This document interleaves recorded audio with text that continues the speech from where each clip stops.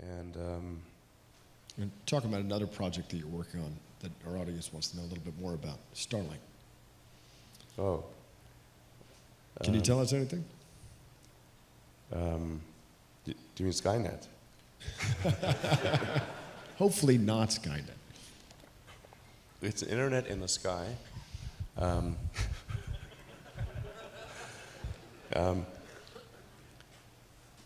Well, we don't talk that much about Starlink, but essentially it's intended to provide low latency, high bandwidth internet connectivity throughout the world.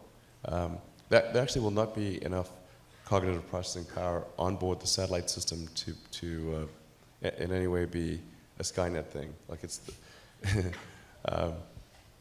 digital AI requires a lot of superintelligence, requires a lot of big servers on the ground. It's too power intensive. But this is intended to provide people with who don't have any internet connectivity with internet connectivity, and it's very good for sparse and sparsely populated and moderately sparsely populated areas, and for giving people in cities a choice of low-cost choice of internet access. But I do think it's going to be important.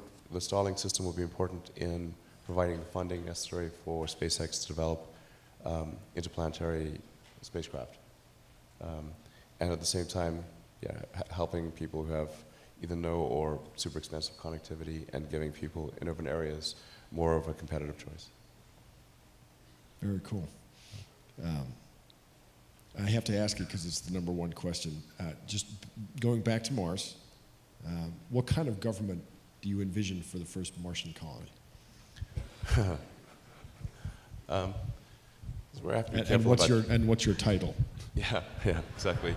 Emperor or God Emperor? I don't know. Might be too much. I don't know. You have to watch my jokes here. Not everyone gets irony. Must remember.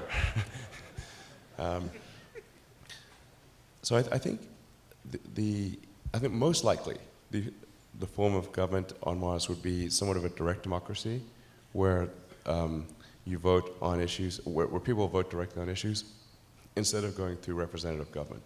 When the United States was formed, representative government was the only thing that was logistically feasible, because there was no way for people to communicate instantly.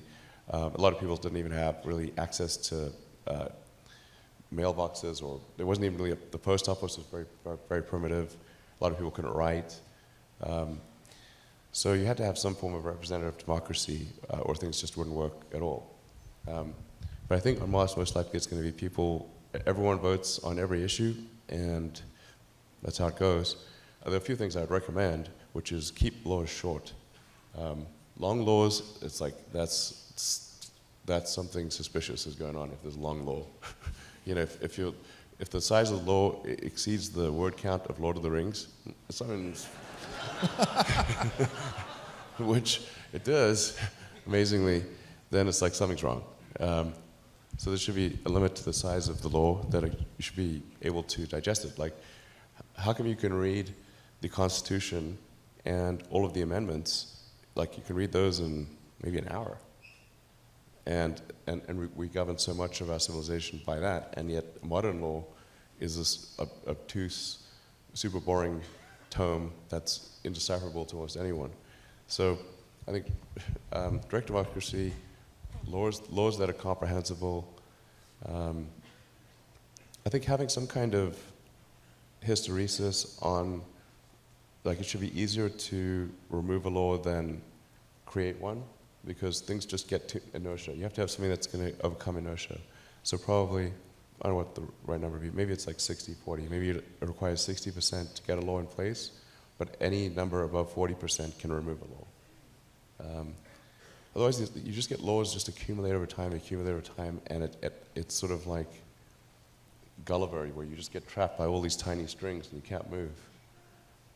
You get hardening of the arteries of civilization with rules and rules and rules and rules. So it should be just easier to get rid of a rule than to put one in. Maybe they should even have like some kind of sunset clause, so that they just automatically expire unless there's enough of an impetus to keep them around.